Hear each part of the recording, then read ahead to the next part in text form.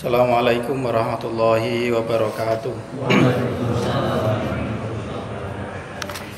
Alhamdulillah wassalatu wassalamu ala rasulillah sayyidina wa maulana Muhammad ibn Abdillah wa ala alihi wa ashabihi wa mawalah. Asyhadu an la ilaha illallah wahdahu la syarika lah wa asyhadu anna Muhammadan abduhu wa rasuluhu la nabiyya wa la rasula ba'dah. Rabbi shrah li sadri wa yassir li amri wahlul 'uqdatam min lisani yafqahu qawli. Subhanaka la ilma lana illa ma 'allamtana innaka antal alimul hakim. Amma ba'd.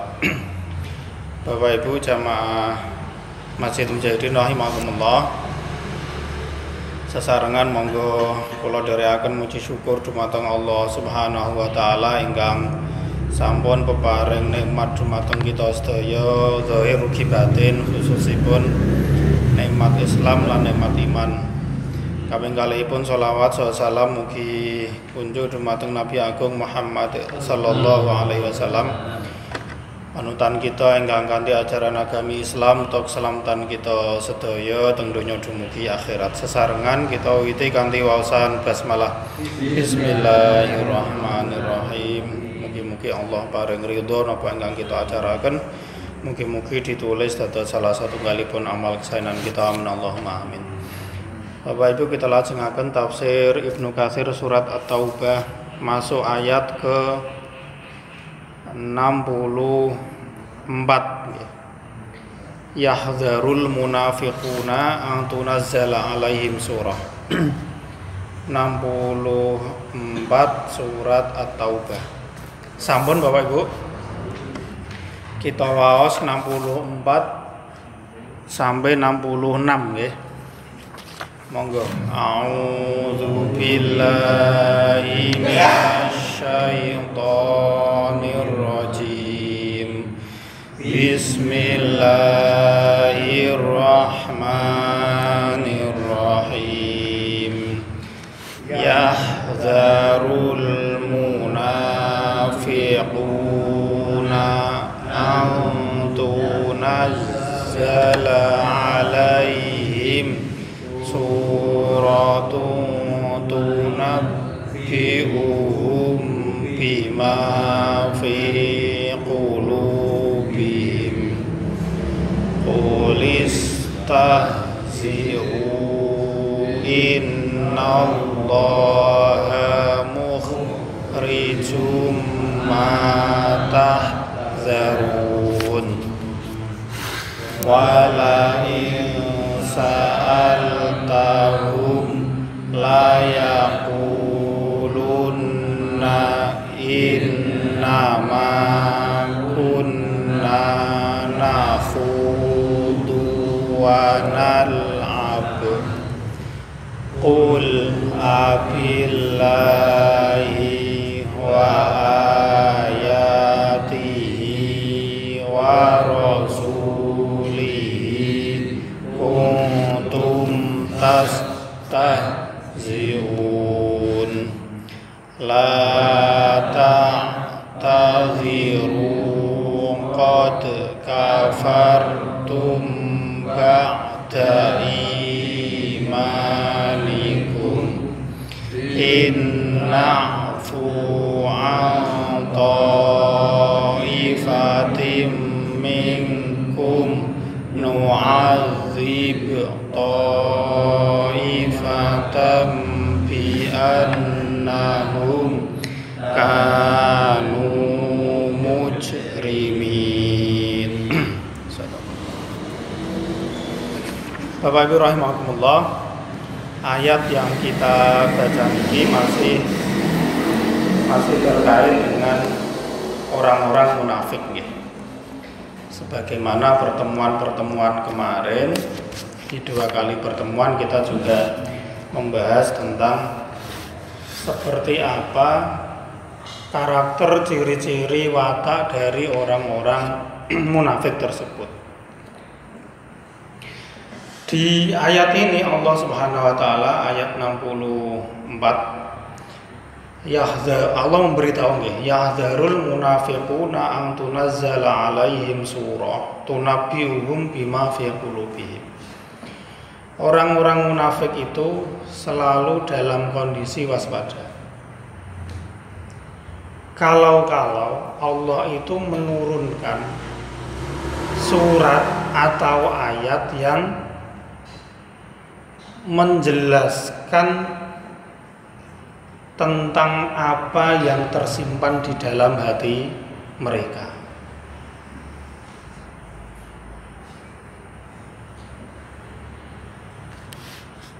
Jadi kata Imam Mujahid, mereka ini mengatakan ya, orang-orang munafik itu kan sukanya, salah satu cirinya yang kemarin, sukanya kan main belakang, nggak berani terus terang mengkritik, nggak berani terus terang mencela, karena khawatir kalau dia frontal seperti orang kafir, mereka nggak akan menikmati hak dan keistimewaan yang mereka terima dan rasakan selama ini.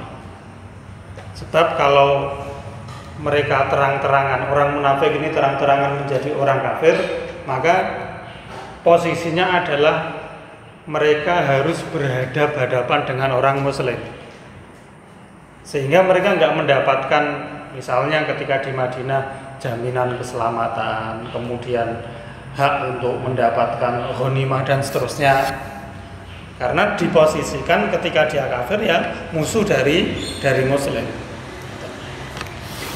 Oleh karena itu mereka beraninya main di belakang.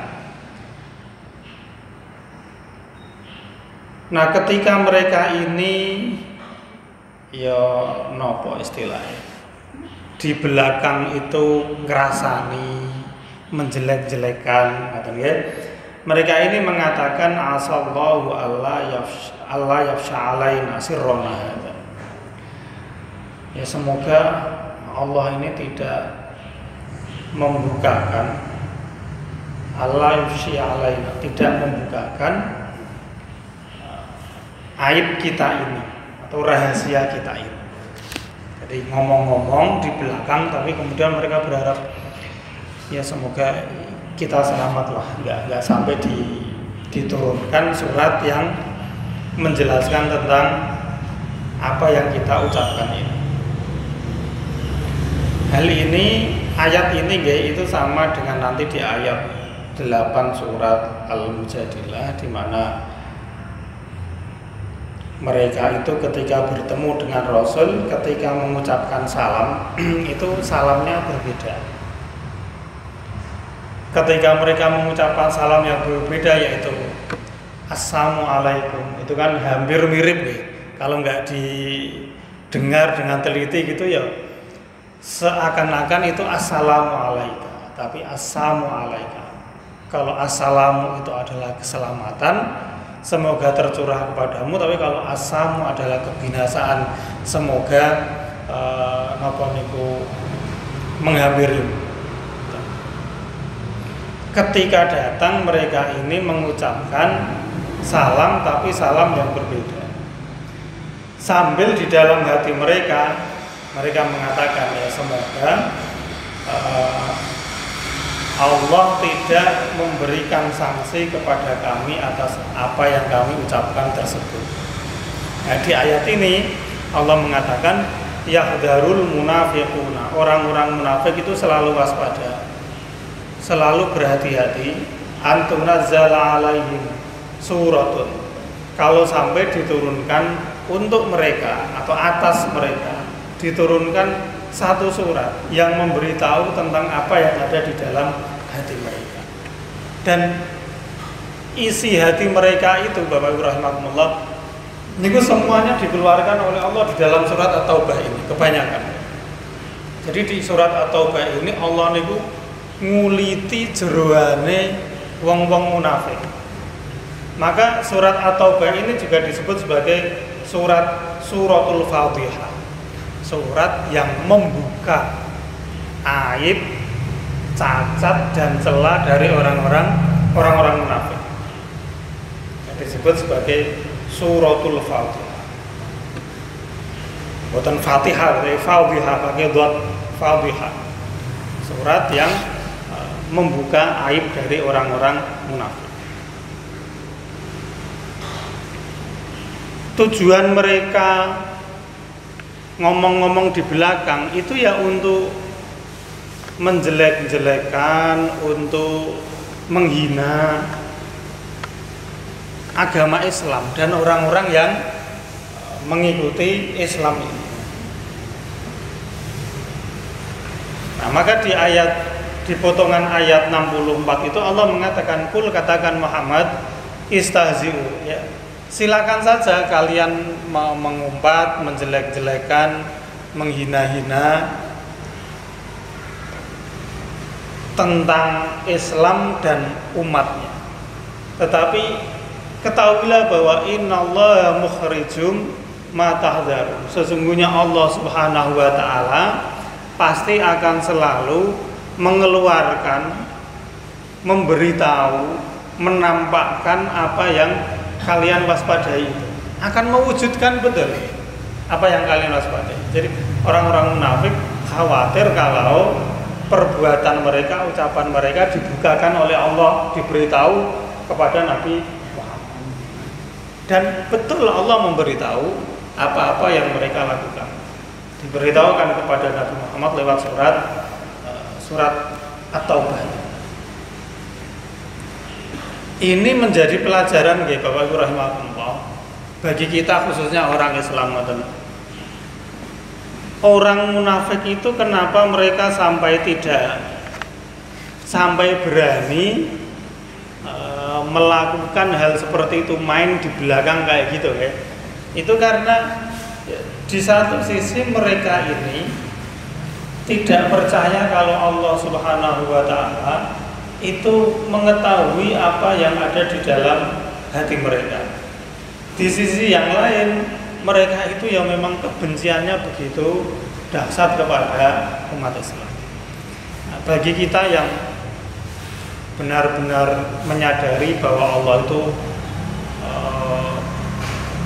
melihat segala sesuatu, mengetahui baik yang tersamar maupun yang tampak, maka ini menjadi pelajaran bagi kita untuk jangan sampai kita ini ngomong sesuatu di belakang yang tidak sesuai dengan apa yang dituntunkan oleh agama kita.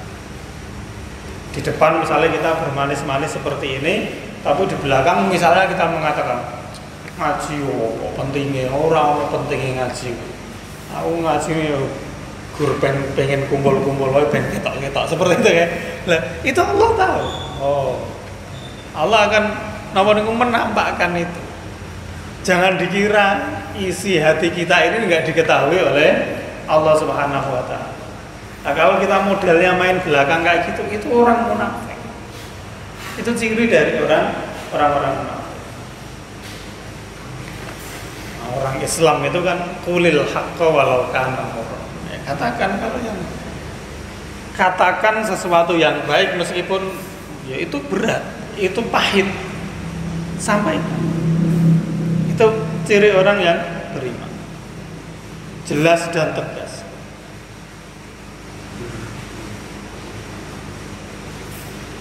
Hal ini seperti halnya firman Allah terkait dengan orang-orang munafik itu tadi. Allah mengatakan amhasibal ladzina fi qulubihim maradun alla yukhrijallahu adghanahum.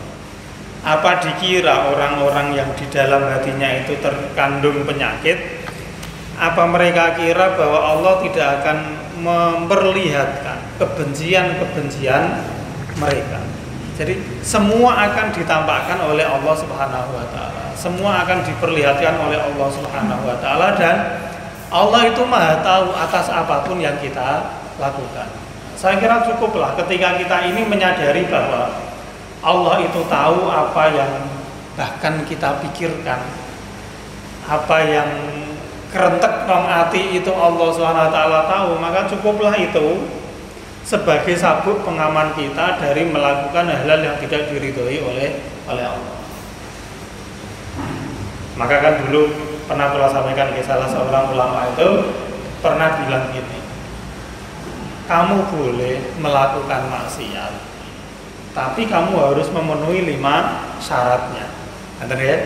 Salah satu syaratnya itu kan silahkan kamu melakukan maksiat asal Allah tidak melihat. Entuk maksiat ini sing penting syaratnya Gusti Allah nggak lihat. Nah kan ya Rabb gele nanti Allah itu maha tahu segalanya, maha melihat.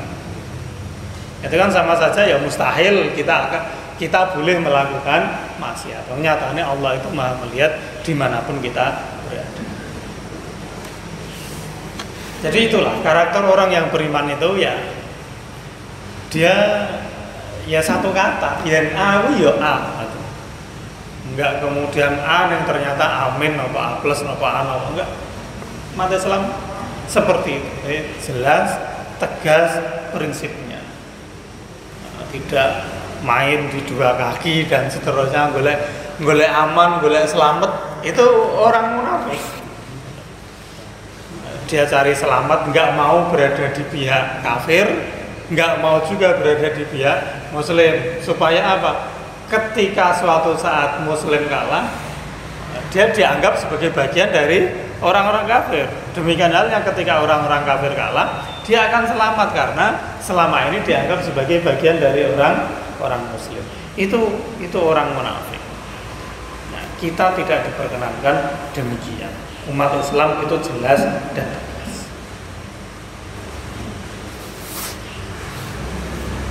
Itu ciri yang berikutnya dari orang munafik. Mereka suka main belakang. Lalu ketika mereka ketahuan melakukan sesuatu atau mengucapkan sesuatu yang itu tidak baik, ketika di cross check, ini di ayat berikutnya, ayat 65.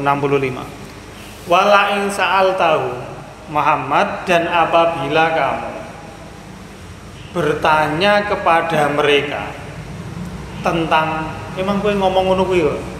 Kowe ngomong ngono kuwi to nang nguriku gitu. Kamu bilang kayak gitu toh. Gitu. Wala in sa'altahum, ketika kamu bertanya kepada mereka tentang hal itu, la yaqulunna, niscaya mereka benar-benar akan menjawab jawaban yang selamat. Innama kunna nakhudhu wa nal'ab. Sesungguhnya kami itu hanya sendagura dan main-main saja. Ora ngono gur guyon tok, ngoten. Jadi ketika dikorosek bener kayak ngomong ngono enggak guyon tok. Nah, itu orang munafik.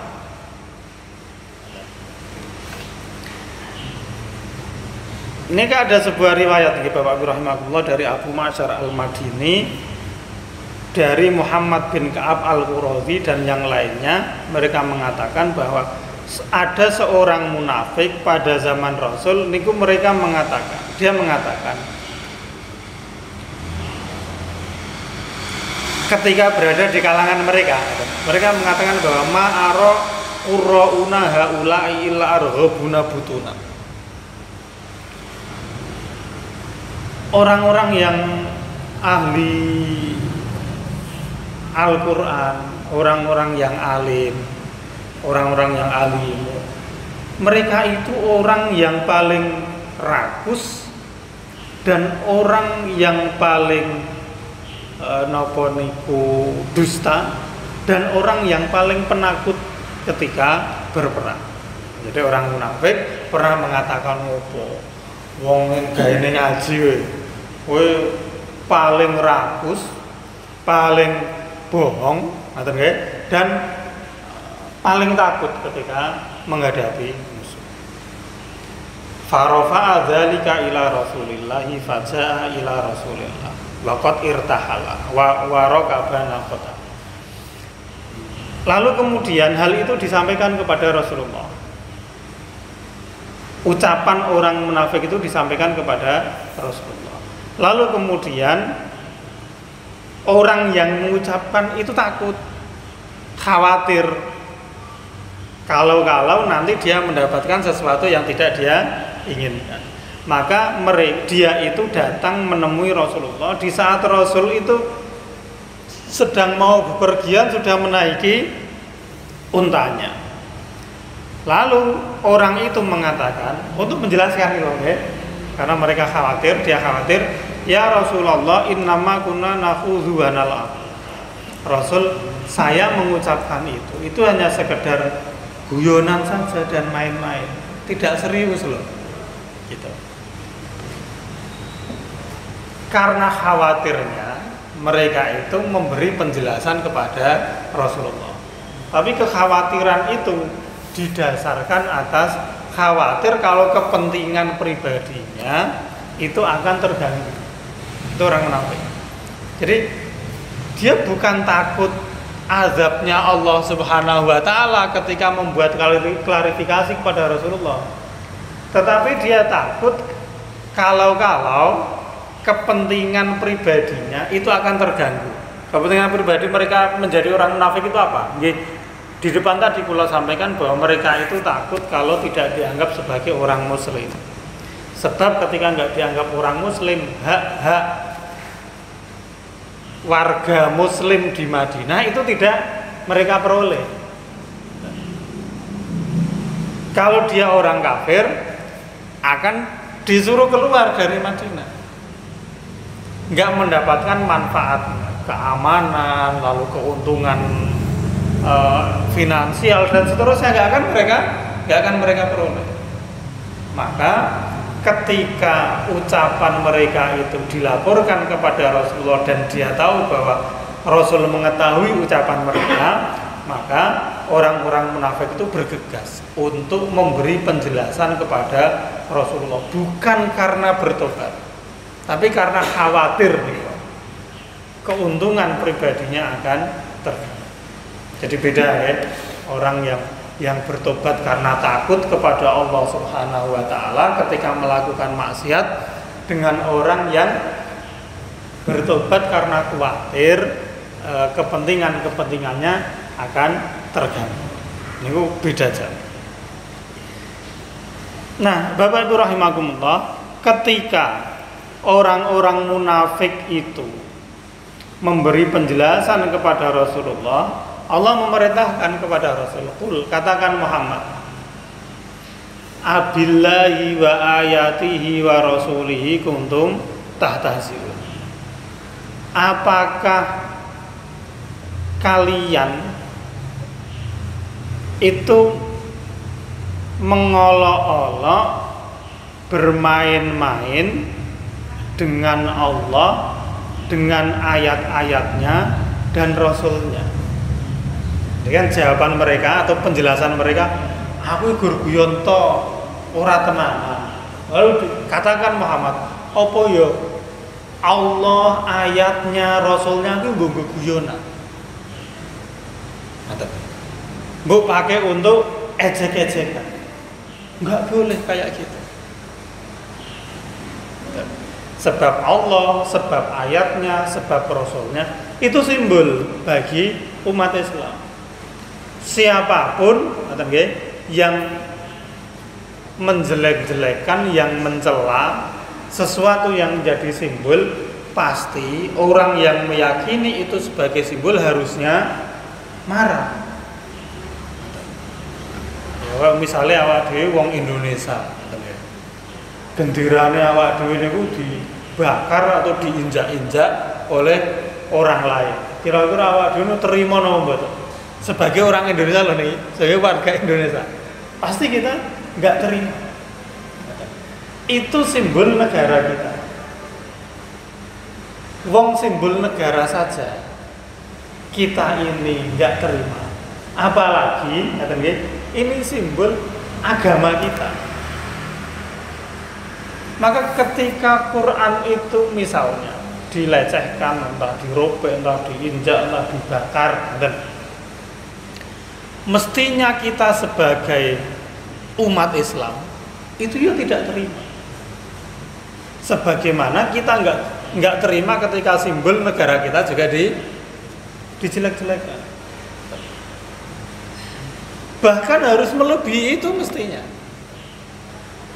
Sebab ikatan kita dengan Islam itu melebihi ikatan kita dengan negara kita.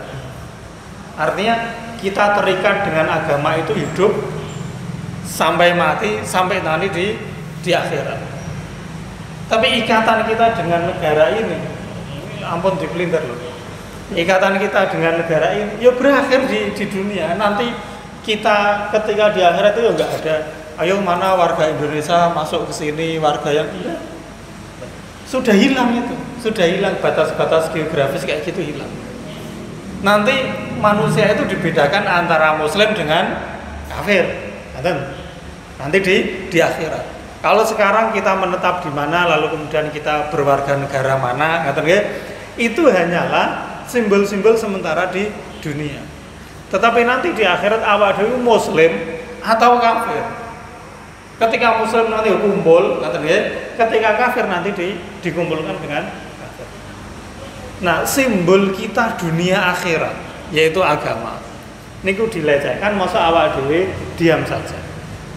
Tapi ketika negara kita dilecehkan, kita berani mati. Harusnya ya kita itu lebih berani mati ketika agama kita dilecehkan.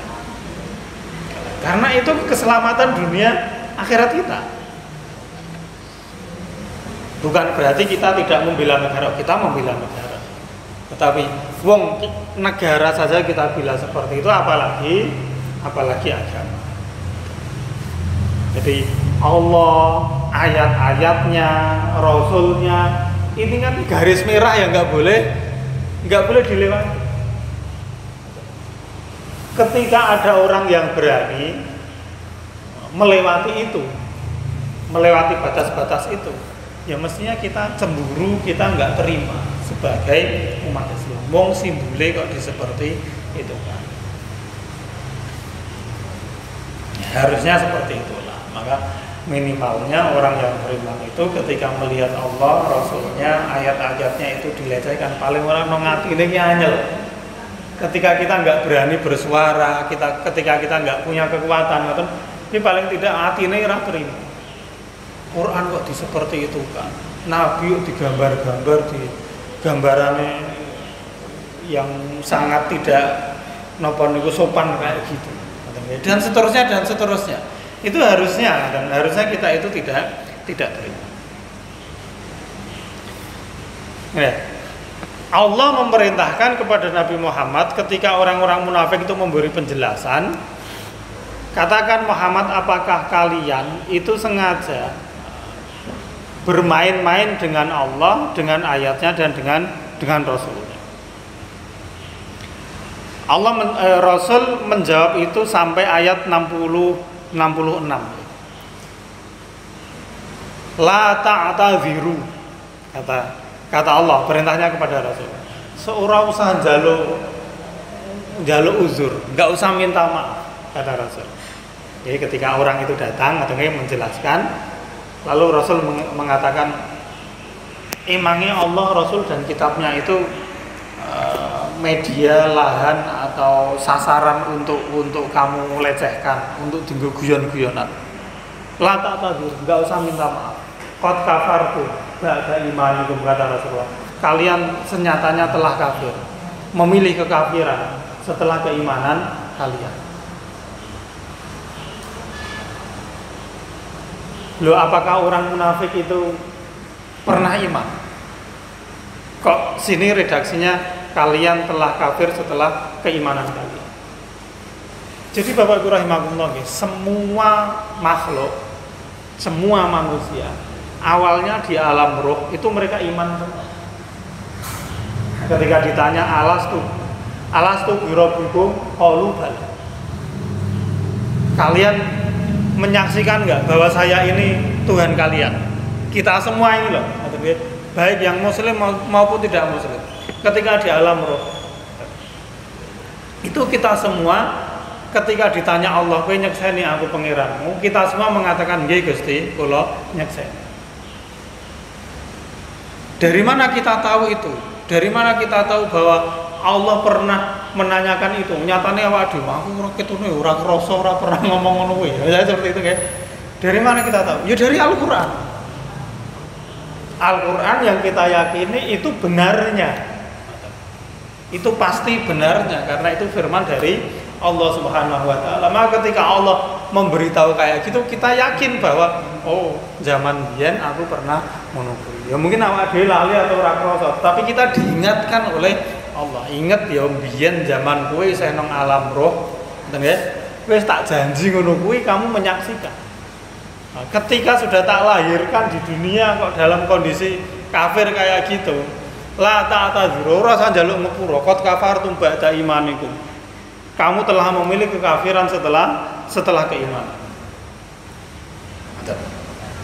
Itu maksudnya. Jadi orang munafik itu dulunya ya iman.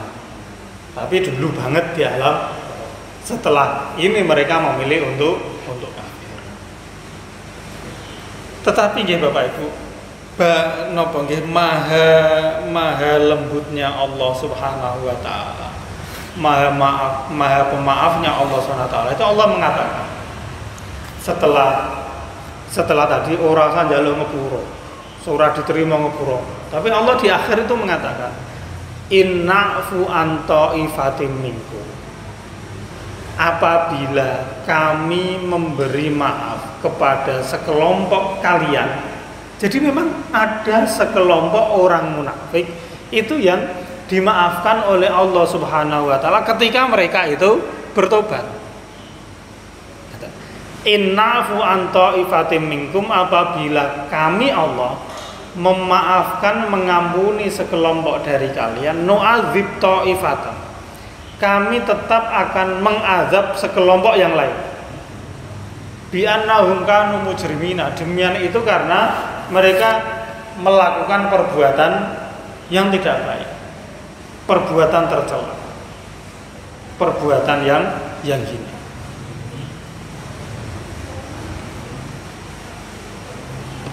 Dan di sini ada sebuah kisahnya Bapak Ibu rahimahullah. Imam Qatadah meriwayatkan terkait dengan turunnya ayat 65 dan 66 surat At-Taubah ini, ketika Nabi dalam perjalanan perang Tabuk, orang-orang munafik itu lewat di depan Rasulullah. Lalu mereka dengan nada nyinyir, ngaten nggih, bahasane sakniki ngenyek, mereka itu mengatakan ya zunnu hadza ayyaftaha qusurar rum wa husuna.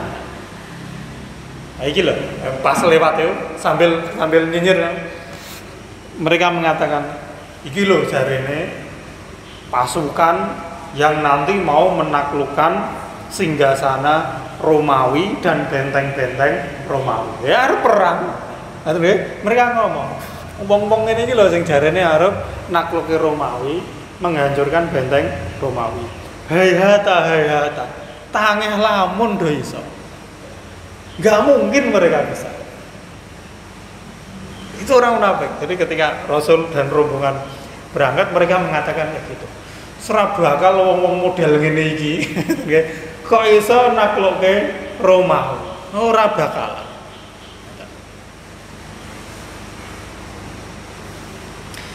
Nah, lalu kemudian Allah itu memberitahu nabinya tentang apa yang mereka ucapkan itu tadi. Jadi bisa jadi Rasulullah pas ini tidak mendengar. Nah, tapi Allah memberitahu kepada Rasulullah bahwa wong-wong kae ngomongane do ngono kuwi. Lalu Rasul mengatakan alayya biha ulain nafari. Coba dipanggil wong-wong kuwi. Dipanggil mereka. Lalu mereka, rombongan orang munafik itu dipanggil dan menghadap Rasul. Rasul kemudian bertanya, kultum kadza wa kadza. Kalian ngomong kayak gini, ngomong begini. Fahalafu. Lalu kemudian mereka bersumpah, makunna illa nakhudhu wa nal'ab. Mereka bersumpah bahwa yakin saya hanya main-main. Kami bersumpah kalau itu hanya sekedar sendagura saja. Maka kemudian Allah memerintahkan, apakah urusan seperti itu kalian jadikan sebagai guruan? Jadi memang ribet ya orang-orang munafik itu.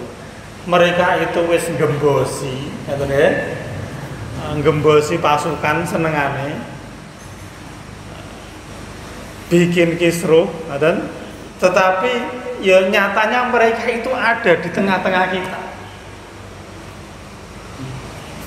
Nek arep dikerasi wong ya nyatane ya salat bareng awak dhewe. Nek ora dikerasi omongane kuwi orang enak. Itu orang munafik. Mending kalau musuh sekalian. Nah, awak dhewe bisa berhati-hati betul, bisa jaga jarak betul.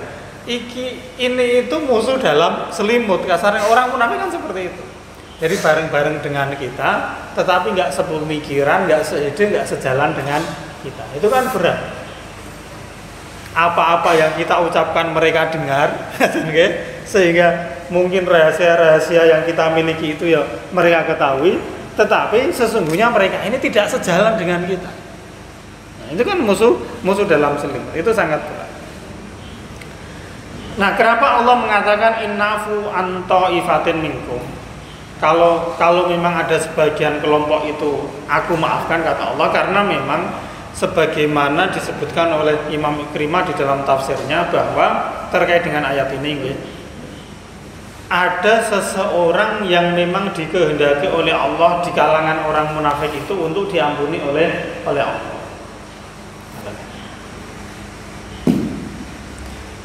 Nah, orang ini mengatakan,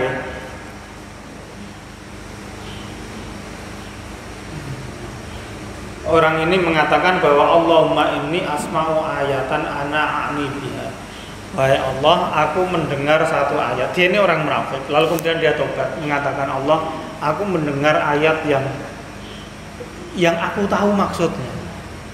Itu membuat bulu kudukku ini merinding, membuat kulitku ini mengkerut saking takutnya. Karena dia tahu bahwa itu yang dimaksudkan adalah dirinya dan orang-orang seperti dia. Nah, lalu orang ini berdoa, ya Allah,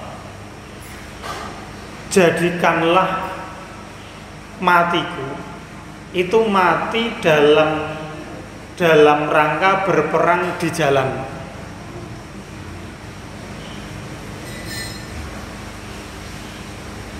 Jangan sampai ada orang yang memandikanku dan mengafaniku.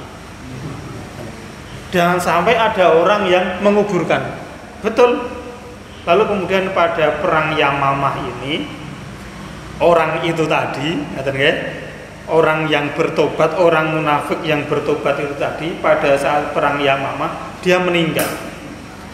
Tetapi tidak ada seorang muslim pun yang menemukan jasadnya. Jadi sesuai dengan yang dia minta. Ya Allah, saya mendengar ayat yang membuatku merinding.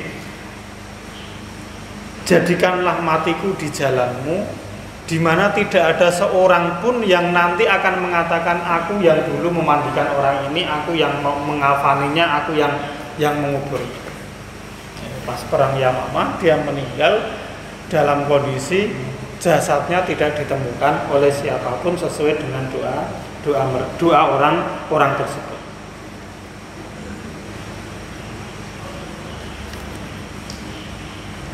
Ya, di sini tidak disebutkan namanya, tetapi di dalam riwayat yang lain